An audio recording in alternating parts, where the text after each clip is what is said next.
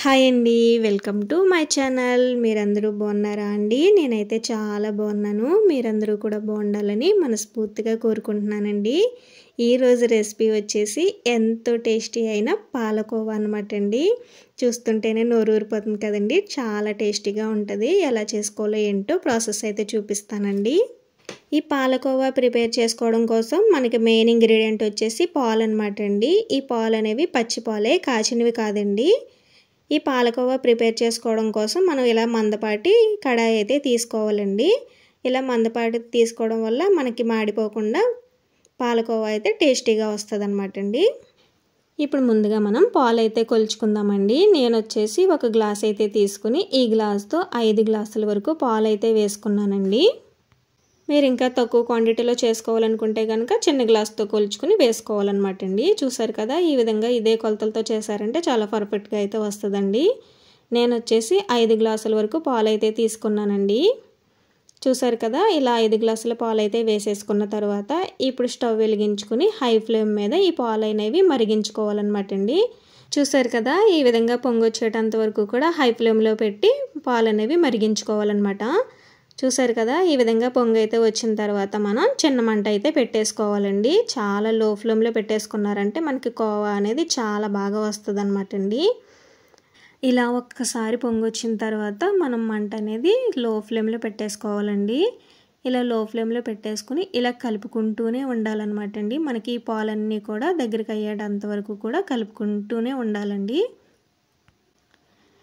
నేను తీసుకున్న ఈ పాలు వచ్చేసి గేదె పాలు అనమాట అండి. ఒకవేళ మీకు కావాలనుకుంటే ప్యాకెట్ పాలతో కూడా ప్రిపేర్ చేసుకోవచ్చండి. పాలు ఏవైనా సరే మనకి చిక్కగా ఉన్న పాలు అయితే చాలా టేస్టీగా బాగుంటుంది. కోవా కూడా మంచిగా వస్తుంది అనమాట అండి. ఈ పాలకోవా అనేది మనకి టైం టేకింగ్ ప్రాసెస్ అనమాట అండి. చాలా టైం అయితే పట్టేస్తుంది.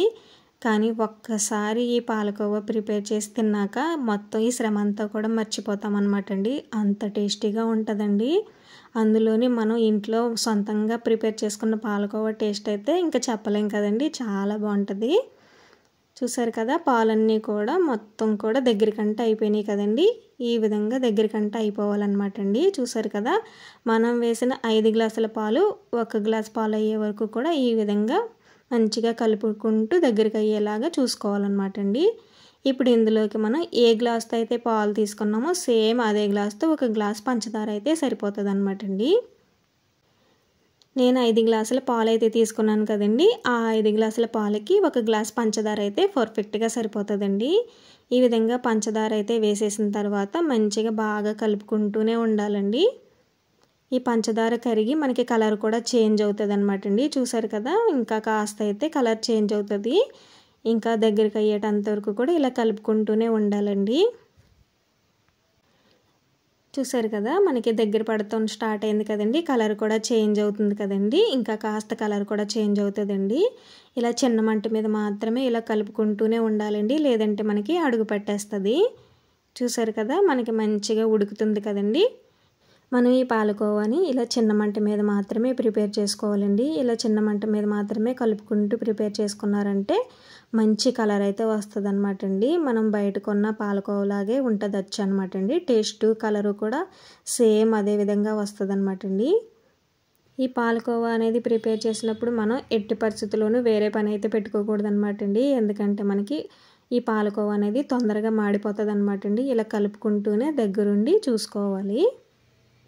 చూసారు కదా, ఇలా కలుపుకుంటూనే ఉండాలండి. మనకి కలర్ కూడా మారుతూ ఉంటుంది అనమాట. చూసారు కదా, ఇలా చిక్కబడుతూ కలర్ అయితే చేంజ్ అవుతుందండి. ఈ విధంగా రావాలన్నమాట అండి. ఈ విధంగా వచ్చిన తర్వాత ఒకసారి అయితే మనం ఈ కోవాని చెక్ చేసుకుందామండి. ఇప్పుడు మనం చేతి వేళ్ళకైతే నెయ్యి అయితే అప్లై చేసుకోవాలండి. ఈ విధంగా నెయ్యి అయితే అప్లై చేసుకున్న తర్వాత మనకి ఈ మిశ్రమం అనేది ఉండలాగా రావాలన్నమాట అండి. ఇలా మనకి ఉండ కట్టిందంటే పర్ఫెక్ట్గా రెడీ అయిపోయినట్టు అర్థం అనమాట అండి.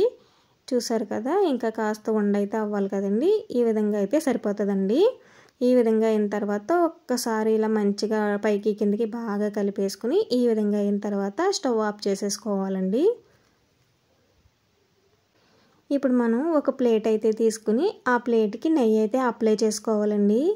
ఇలా నెయ్యి అప్లై చేసుకోవడం వల్ల మనకి పాలకోవా అనేది అంటుకోకుండా ఈజీగా అయితే ఊడొచ్చేస్తాయి అన్నమాట అండి.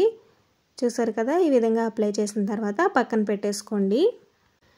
మనం స్టవ్ అయితే ఆపేసిన తర్వాత ఈ పాలకోవాని అలా వదిలేయకుండా ఇలా మంచిగా బాగా కలుపుకోవాలన్నమాట అండి. ఈ విధంగా కలుపుకున్నారంటే మనకి స్మూత్గా చాలా బాగుంటుంది అనమాట అండి కోవా అనేది. చూసారు కదా, ఇలా కలుపుకుంటూనే ఉండాలి. మనకి చల్లారే కొద్దీ గట్టి పడుతుంది అనమాట అండి. ఇలా లూజ్గా ఉంది ఏంటి అనుకోకండి, మనకి చల్లారిన తర్వాత ఇంకాస్త గట్టి పడుతుంది అనమాట అండి. ఇలా బాగా కలిపేసుకున్న తర్వాత ఇలా అంచుల వెంబట కూడా ఇలాగా అప్లై చేసుకున్నారంటే త్వరగా చల్లారిపోతుంది అనమాట అండి. ఈ విధంగా అప్లై చేసిన తర్వాత కాసేపు పక్కన పెట్టేసుకోండి. చూసారు కదా, ఒక 2-3 నిమిషాల తర్వాత మళ్ళీ ఒకసారి కలుపుకుందామండి. ఈ విధంగా బాగా కలుపుకున్నారంటే మంచిగా వస్తాయి అన్నమాట కోవా అనేది. ఈ విధంగా బాగా కలిపేసుకోవాలన్నమాట అండి. ఈ విధంగా మొత్తం దగ్గరికంటే అయిపోయింది. చూసారా, ఇందాక లూజ్గా ఉన్నది కదండి, ఇప్పుడు మొత్తం కూడా దగ్గరికంటే అయిపోయింది కదండి. చూసారు కదా, మంచి కన్సిస్టెన్సీ అయితే వచ్చింది కదండి. ఈ విధంగా వస్తే సరిపోతుందండి.